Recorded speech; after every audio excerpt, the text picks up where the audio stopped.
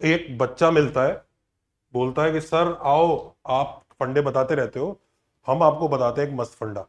उसने एक क्वेश्चन दिया आईटीएफ का, और कह रहा सर देखो ये वैसे कितना लंबा हो रहा है और मैं देखो क्या ट्रिक लगा के इसको सॉल्व करता हूँ। तो उसने क्या किया, कॉम्प्लेक्स नंबर लगा दिया उसमें, आर्गुमेंट वगैरह लेके उसने कर दिया। लेट मी शो यू वो क्या कर रहा है। जैसे ऐसा क्वेश्चन लिया उसने जल्दी सा कि prove that tan inverse half plus tan inverse 1/3 is equal to π/4। वो कह रहा सर आप कैसे करोगे। मैं बताने लगा कि मैं ऐसे करूंगा, tan लूंगा, ये करूंगा, या इनवर्स का फॉर्मूला लगाऊंगा, वो सब चीजें कहने लगा। वो कहता सर देखो मैं जादू दिखाता हूँ, tan इनवर्स हाफ को आर्गुमेंट ऑफ 2 प्लस आयोटा लिख सकता हूँ मैं, इसको आर्गुमेंट ऑफ 3 प्लस आयोटा लिख सकता हूँ भाई। 3 प्लस आयोटा नाम का जो कॉम्प्लेक्स नंबर होगा उसका आर्गुमेंट tan इनवर्स 1/3 होगा। अब मैंने आर्गुमेंट प्लस आर्गुमेंट लिख लिया, तो argument z1 plus argument z2 is argument z1 z2 multiply करके 5 प्लस 5 आयोटा आ गया। इसका आर्गुमेंट तो देखो π/4 ही होता है, तो हेंस प्रूव हो गया। और ये बड़े मजे से वो खुश है, जनता उसके साथ, उसके दोस्तों ने तालियां बजा दी, अरे मचा दिया मचा दिया। मैंने कहा रुक जा ब्रो, रुक जा, रुक जा, मैथ्स है, मैथ्स शुड मैथ, समझ रहे हो ना, ऐसा नहीं होना चाहिए कि कुछ भी हो रहा है। तो लोग इसको बड़े मजे से यूज कर रहे हैं, पर इसमें ना बहुत सारे फ्लॉज है। तो फिर मैंने उसको सामने सामने कुछ क्वेश्चंस प्रस्तुत किए कि देख बेटा, मैंने मुझे कहां से सीखा कि सर मैंने यूट्यूब पे देखा, लोग ट्रिक वाला वीडियो बनाया। मैंने कहा देख रुक जा, अपनी अकल भी साथ में लगा लिया कर। देख पहली पहला इसमें फ्लॉ नंबर 1 ये है कि ये इनकरेक्ट आंसर दे सकता है। जैसे मैं वैसे बड़े मैंने ऐसे क्वेश्चन उनको दिखाए जिन क्वेश्चन में, ये तो मैं सिंपल क्वेश्चन इसलिए ला रहा हूं ताकि आपके सामने तुरंत जल्दी जल्दी बात कर सके, लेकिन उनके सामने मैं लंबा लंबा क्वेश्चन दिखाया था तो वो इतनी जल्दी पकड़ भी नहीं पा रहे थे, तो वो वही आर्गुमेंट लगा रहे थे, गलत आंसर आ रहे थे। तो जैसे इसमें देखो tan inverse 1/x is equal to -3π/4, मैंने आपके लिए एक इजी क्वेश्चन रखा कि ये यूट्यूब की बात हो रही है, क्लास की बात अलग है। तो मैंने कहा भाई बताओ इसको कैसे करोगे। उसने कहा हाँ सर मचा दूंगा मैं, tan inverse 1/x is equal to -3π/4 दिया हुआ है। तो उसने कहा हाँ सर मस्त है, तो argument of x plus iota हो गया, और ये -3π/4 होता है आर्गुमेंट ऑफ -1 माइनस आयोटा। तो पहले तो बच्चे सीधे सीधे इक्वेट करने लग गए, वो तो ऑफकोर्स गलत ही है, दो कॉम्प्लेक्स नंबर का आर्गुमेंट सेम है, जरूरी नहीं वो कॉम्प्लेक्स नंबर सेम हो, हम प्रिंसिपल आर्गुमेंट की बात कर रहे हैं। मैंने कहा नहीं, हाँ वो समझ गए सर, इसका एक मल्टीपल इसके इक्वल होगा। तो उन्होंने एक मल्टीपल बनाया इसका, पी से मल्टीप्लाई करके एक्स प्लस आयोटा को इसके इक्वल किया, और बड़े मजे से उनका एक्स का आंसर 1 मिल गया, वो खुश है। पर मैंने बोला कि भाई कभी tan इनवर्स -3π/4 के इक्वल हो भी सकता है क्या, तो नो सॉल्यूशन आंसर आना चाहिए। कहते हाँ ये तो हमने आंसर निकाल लिया, पर ये तो आंसर नहीं है। फिर मैंने बताया कि चलो तुम गलत भी कम से कम सही कर रहे होते, तो मैं तुम्हें बताता हूँ कि ये जो पी है जिस नंबर से तुमने यहाँ मल्टीप्लाई किया है, वो पी तो पॉजिटिव होना चाहिए। भाई तुम यही कह रहे हो ना, ये दोनों का आर्गुमेंट सेम है, तो इसका पॉजिटिव मल्टीपल के डायरेक्शन में होगा ना वो, नेगेटिव तो नहीं। हाँ सर हाँ, पी पॉजिटिव होना चाहिए। तो एक्स इक्वल टू 1 डाल के पी की वैल्यू देखो जरा क्या आ रही है, कि हाँ सर पी तो -1 आ रहा है। तो मैंने कहा फिर तो रिजेक्ट होगा, कि हाँ सर देखो अभी तो मेथड सही है, हम अगर पूरा सही करते तो ये हो जाना चाहिए था। फिर भी मैंने उनको कई सारे क्वेश्चन दिखाए जिसमें गलत आंसर दे रहा है। पर दूसरा फ्लॉ देखो, it not just it gives incorrect answers, it can even skip some answers. Let me just show you how. जैसे ये वाला क्वेश्चन है, look at this question। तो मतलब इनकरेक्ट आंसर चलो बात की बात है, करेंगे वेरीफाई करेंगे, जो सब करेंगे उसको वेरीफाई करके हटा सकते हैं, पर वो कुछ आंसर स्किप भी कर देगा। जैसे ये वाला क्वेश्चन है, tan inverse √3/x plus tan inverse 1/√3 is equal to -π/2।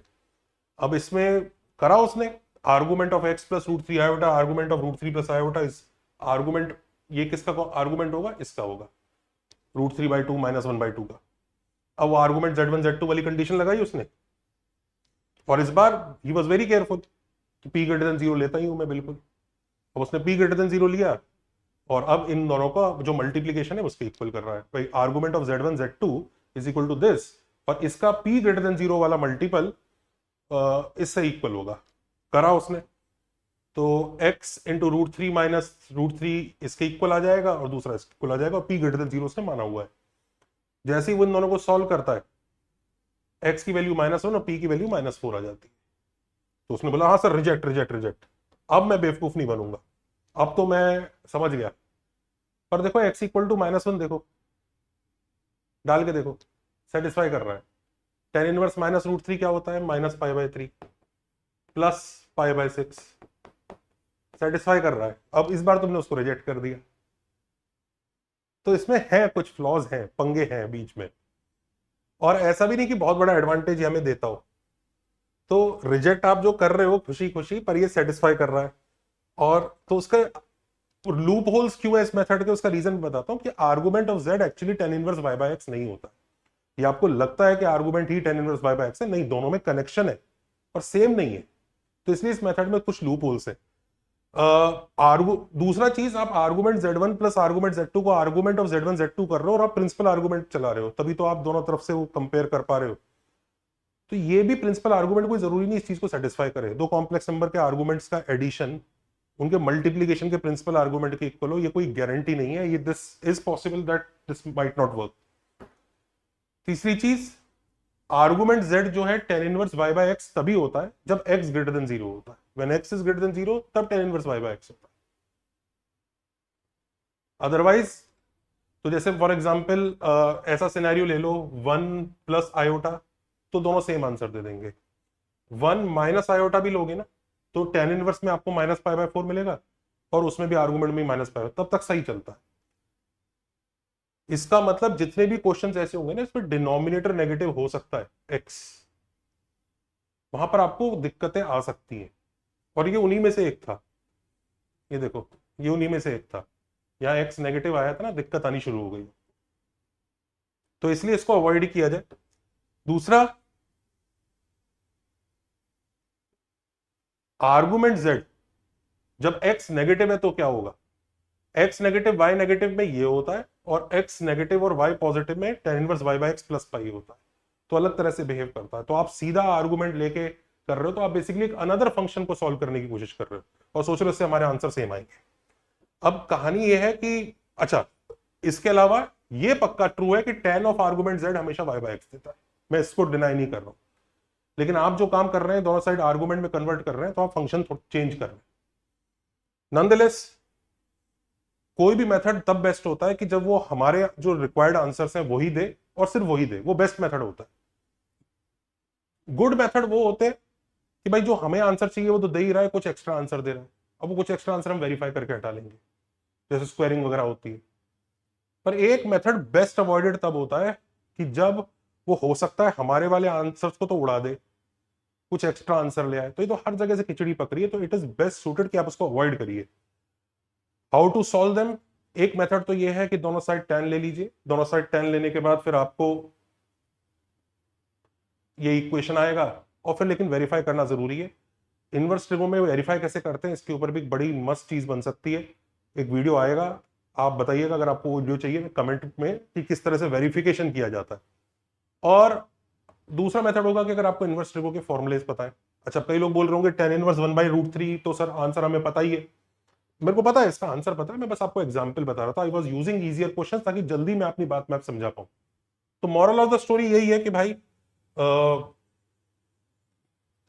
Inverse के फॉर्मूले याद रखो, या दोनों साइड tan sin या cos वगैरह कुछ ले लो और फिर वेरीफाई करो। उसमें वेरिफिकेशन में मेहनत लगती है और वेरिफिकेशन इतने ईजी नहीं होते, कई बार उसमें ट्रिक लगती है। और फॉर्मूले याद करने, अच्छा कई लोगों को फॉर्मूले याद नहीं होते, उस डर की वजह से आर्गुमेंट वगैरह के पीछे भागते हैं। तो अगर आप चाहते हैं कि हम उन फॉर्मूले को याद करने के ऊपर एक वीडियो बनाए तो कमेंट्स में बताइएगा कि हमारे पास है कुछ ट्रिक जिससे याद किया जा सकता है। अब अगर आपकी 11th हो गई है बर्बाद, कई बच्चे हैं जो 11th कह रहे हैं कि बर्बाद हो गई है और वो बहुत डाउन फील कर रहे हैं, तो ये मैं सिर्फ उनको यही बता रहा हूँ, आप कहीं भी ज्वाइन कीजिए, जरूरी नहीं आप हमें ज्वाइन कीजिए। पहली बात, आपको उतना डाउन फील करने की जरूरत नहीं है। आप कोई अनोखे नहीं है कि जिसने इतिहास में पहली बार 11th को खराब किया है।